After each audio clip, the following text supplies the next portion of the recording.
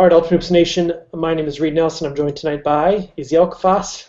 This is the This Week in Rec Sweet 16 playing game editions. We'll talk about the 8 playing games tomorrow night, as well as touch base on maybe some seeding committee meeting controversy if I feel like it at the end. So we'll start with the 6:30 games. The 17v1 seed, 17-seeded Muskies versus the 1-seeded Goodfellas. Any chance the Muskies pull the upset here, Izzy? Good question. The only way that's going to happen, I feel, is if the Goodfellas come up shorthanded to start the game at 6:30. They've had attendance issues in the past, so that's been a struggle for them. The thing that hurts the Muskies is Trevor Hazen being out. Kind of impacts them at the guard position, which the Goodfellas are pretty strong at. Now, the Muskies will probably try their full court press out, and they're going to need to do everything they can to take the Goodfellas out of their rhythm and half-court offense because they have a huge disadvantage down low with the bigs. So their only hope is to full court press and really turn the game into a run and gun Paul Westphal style offense. That being said, I'd put the chance of them winning at about maybe 15%. So I'm going to go with the Goodfellas in this one, but I would not be shocked if the Muskies pulled off the upset. They're definitely talented enough to do it. They just got to do it the right way. Okay, second 6:30 game is going to be another wide margin, 18-seeded Shockers versus the 2-seeded Rebels. I don't mean wide margin by the score. I mean wide margin with the seeds.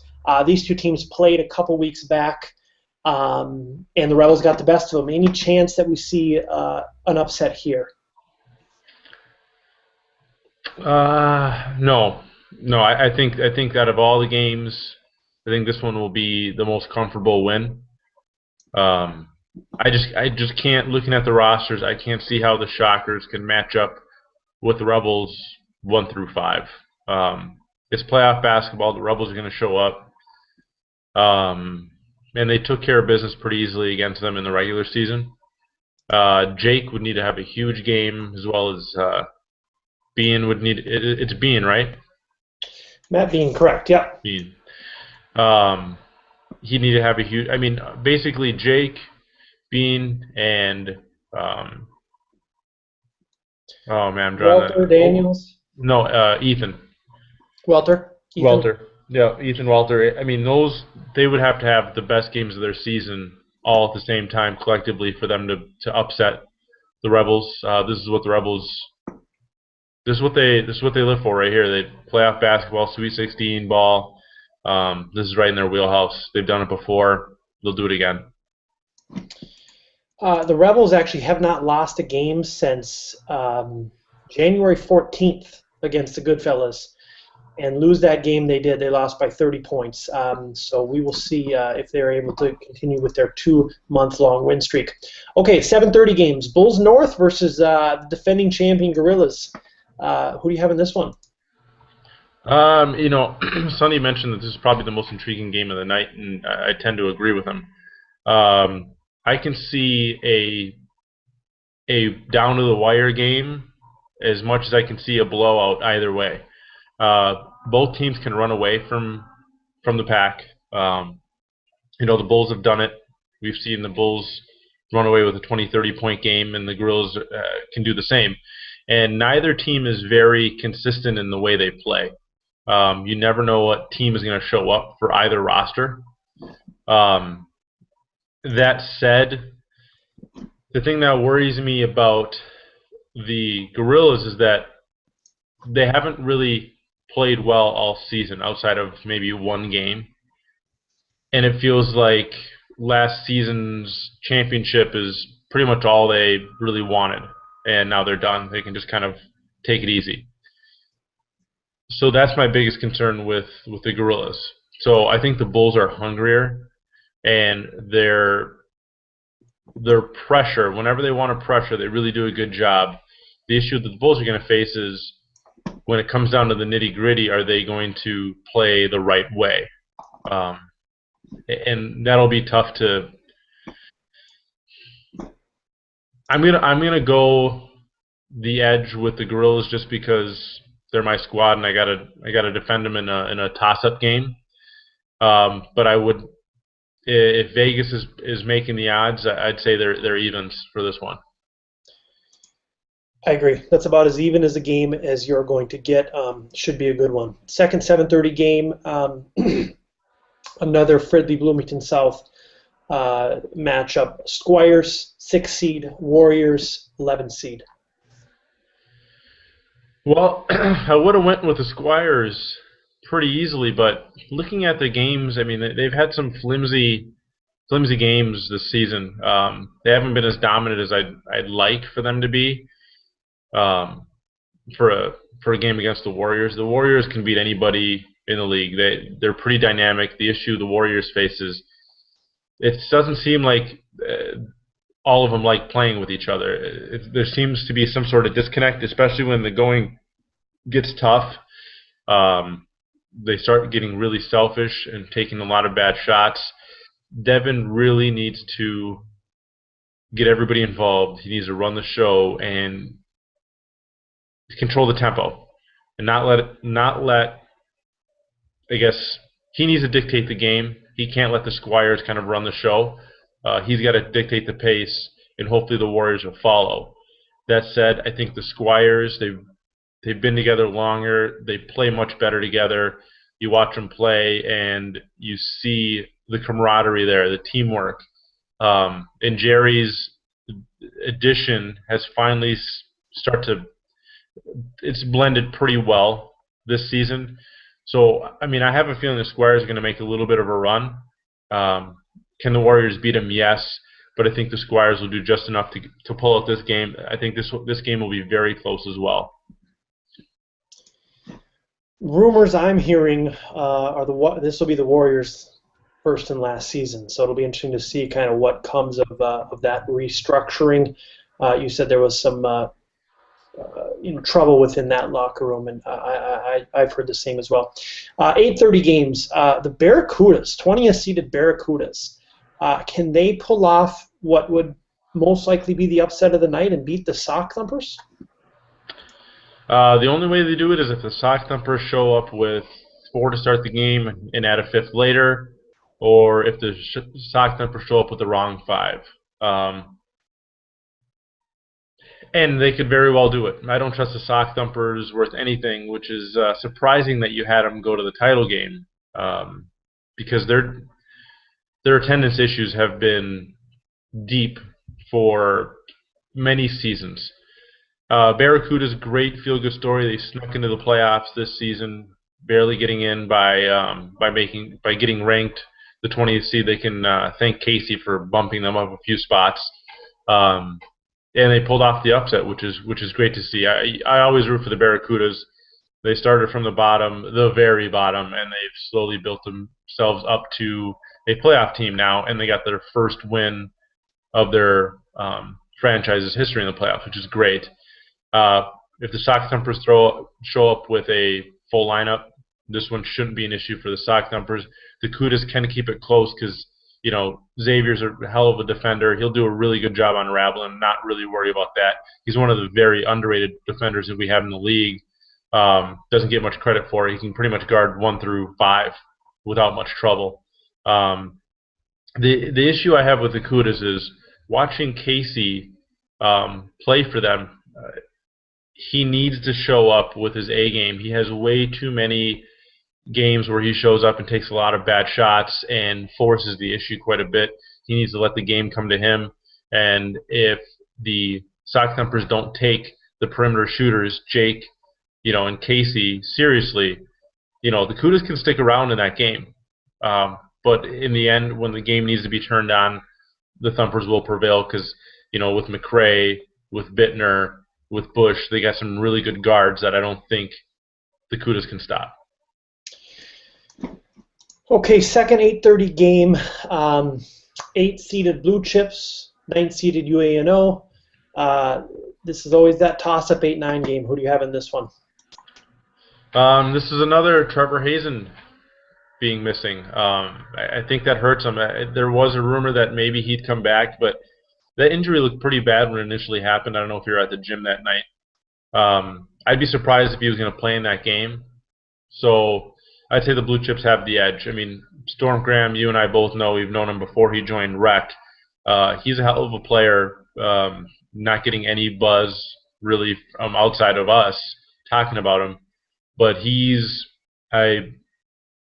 wouldn't go out on a limb and say that he's a top 15 player in Rec right now.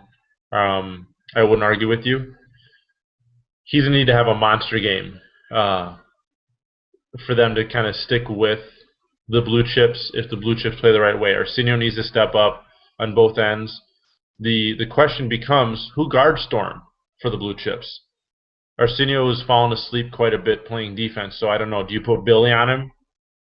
You know, because I think Billy's probably their best, defender overall. Do you throw Wetzel on him?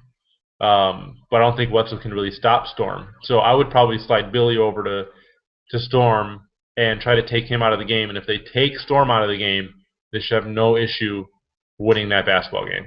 Because I think Wetzel, Arsenio, Billy, and then the other shooters that they have. I mean, Briggs can shoot, Kev can shoot, Bond can shoot.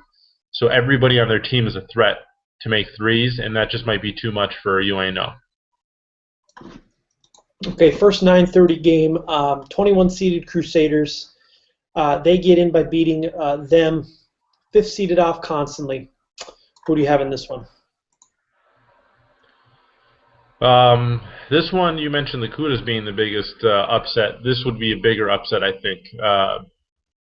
The Crusaders have the size, and when you have size, you do really well on the offensive glass, and you get those second chance buckets that you need. Because they're not a very efficient team first time around. The issue they're going to face is Off constantly has DuPont, Marmol, and Ryan Samuelson, which is a trio that they can't match up with. They just can't do it. So I think Off constantly wins this one relatively easily. And I wouldn't sweat it. As long as they show up with, 6-7 guys, they'll be just fine. Last game of the night, 14-seeded FOB Revive, 3-seeded Avengers. Could be an interesting game. Who do you have in this one? Yeah, I mean, FOB shorthanded. They've been so all season. It hurts them in every game. They obviously have a good roster. There's no denying that. They're undersized. But that's not really going to be an issue. It's not going to be an issue with the Avengers because the Avengers really aren't that big. The problem that FOB's going to face, which they faced last time, is the Avengers just kind of picked their spots and picked them apart. And once the game got to double digits, FOB chased the game, and they just couldn't keep up with the Avengers at that point. Now, they should have Junius back, so they should have 6, and Junius is really good come playoff time because he keeps everybody involved and he keeps everybody motivated. I've been there. I know what it's like when he's there and when he's not there, so he's a key component to that. Can FOB win that game? They obviously can. I would put their chance at about 33%. I think the Avengers would win 2 out of 3 times. I think FOB's hungry to win, but I feel that in their heart of hearts, maybe they know that their road will end at some point. I don't think any of them believe that they can win the Gold Cup, whereas the Avengers, I think a lot of their players, if not all of them, can feel that the Avengers, given the right path and given the way they've been playing together, can win the title. So I think there'll be some motivation there. So I think the Avengers will pick up their second win against FOB this season, and I think that'll cap our night. And I think that'll also be a pretty close game. I don't think it'll be a blowout like it was the first time around. So, we have, I believe the 7:30 games will be the best games. We've got 7-seeded Bulls North versus 10-seeded Gorillas, 6-seeded Squires versus 11-seeded Warriors. We could see quite a few pretty bad blowouts tomorrow night, but it's still going to be a fun night regardless. Thank you for all those predictions. I do want to touch base on the seeding committee meeting. Now that we've had a week since it happened, I don't think we did a very good job personally, and it's nothing against the seeds. It's the system we've put in place. And there's two instances that really stick with me, and I'll start with one. And you may or may not remember this. I'm not going to name names, but a player was forced to. Well, he was the tie-breaking vote. We had 7 guys, so there was 3 on each, and he was the tie-breaking vote. And it just so happened that his vote would decide which team his team was going to face up against. So he was essentially choosing, but through no fault of his own, mind you. But his tie-breaking vote was basically saying, hey, who do you want to play next week? Again, like I said, not his fault, not malicious at all, but it's a problem with the system.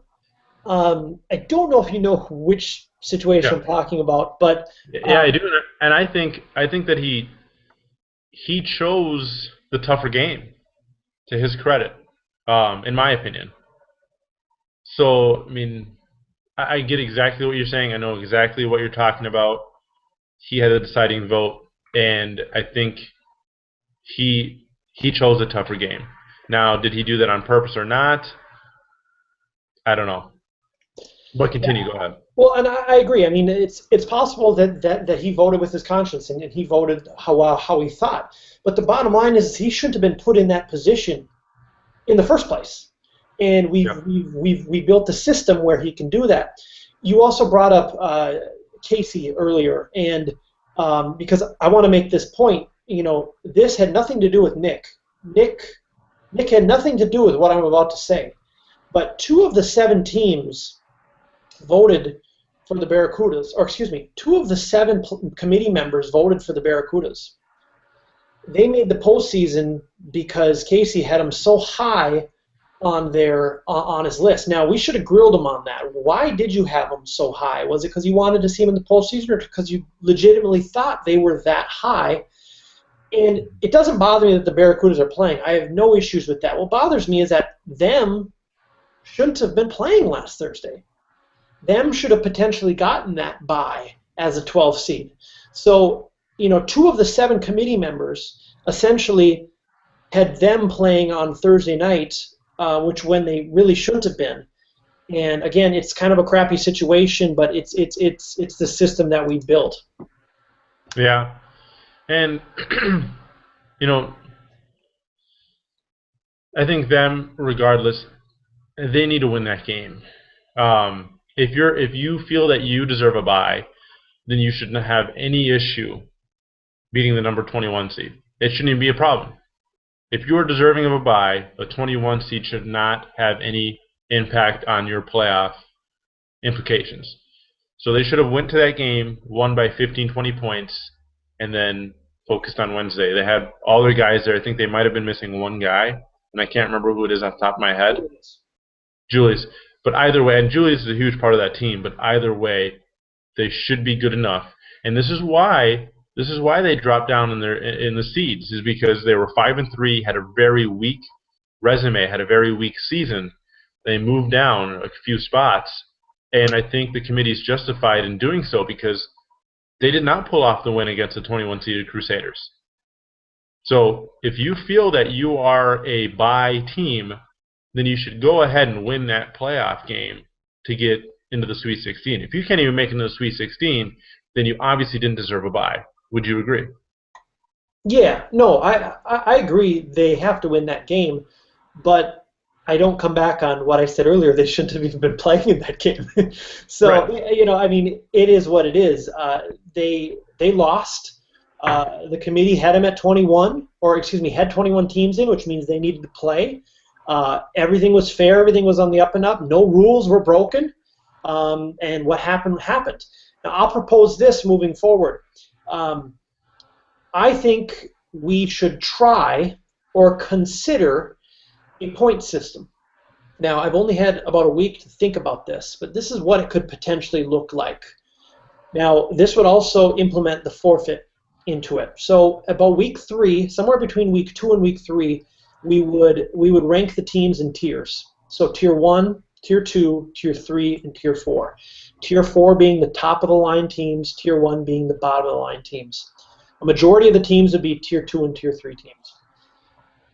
And if you beat a Tier 4 team, you get 4 points. If you beat a Tier 1 team, you get 1 point. Now, and then you add up your points at the end of the season, and where you land, you land. Now, is this a perfect system? Absolutely not. But is it better than the one we have in place? Maybe. The other thing is we could, since we're on a point system, we would track it throughout the season, and if you had a forfeit, you'd lose 2 or 4 points depending on when you forfeited that game. So it's a way that we could seamlessly implement the forfeit punishments in with the playoff seedings. What are your thoughts on a potential point system, not necessarily the one I brought up? Yeah, the issue with the point system is people are going to come back to, well, we didn't make our schedule. So it's not our fault that, for instance, the Gorillas, they played the hardest schedule in rec, right? So they have more opportunity to get 4 points. In your scenario, let's say hypothetically, they have more opportunity to get more points because every game they're playing is going to be against a Tier 4 or a Tier 2 or a Tier 3 team. So you're going to pick up a lot of points. Whereas you swing it over to a team like, let's use the Cudas, for example, or Rubio Tuesdays. Rubio Tuesdays probably only would have picked up a couple points throughout the season because they're playing the bottom of the league, and every time they got tested, they lost. So they would have only picked up a few points. Well, yeah. No, I'm sorry. Go ahead if you wanted to finish. No, I'm just saying that's going to be the biggest issue is figuring out the schedule. Now, do you make the schedule even for everybody? So, there is no top-heavy schedules, but then you're going to have bad blowouts in the regular season. So I don't really like the point system unless we figure out a way around it. The system that we have in place, I think, is good the way it is. Personally, nothing's perfect, like you said, and we've been doing this for such a long time. Sure, we can tweak things. But I just don't think a point system would benefit in the long run because teams will complain about not having enough opportunity.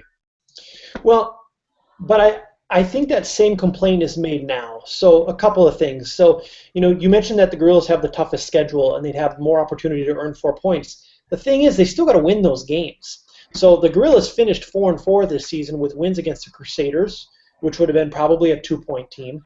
Them, which would have probably been a 3-point team. The Goodfellows, which would have been a 4-point team. And the Sock Thumpers, which would have probably been a 3 or a 4-point team. So, yeah, they won 4 of those games, but then they also lost against the Blue Chips, Red Devils, Squires, and Rebels. So you have to earn that 4 points. It's not just going to be given to you. Also, the Sock Thumpers did have one of the easiest schedules. The Squids do have one of the easiest schedules. So, and we took that into account with the Sock Thumpers. Yeah, they had 4 wins, just like the Gorillas did, but there's a 9 seed difference. So we're already taking that into account. I don't think we would necessarily have to change the schedule any. Yeah. So, yeah, just something to think about. Again,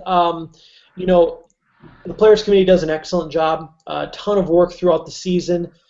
Everything. There was no cheating or no backdoor deals going on.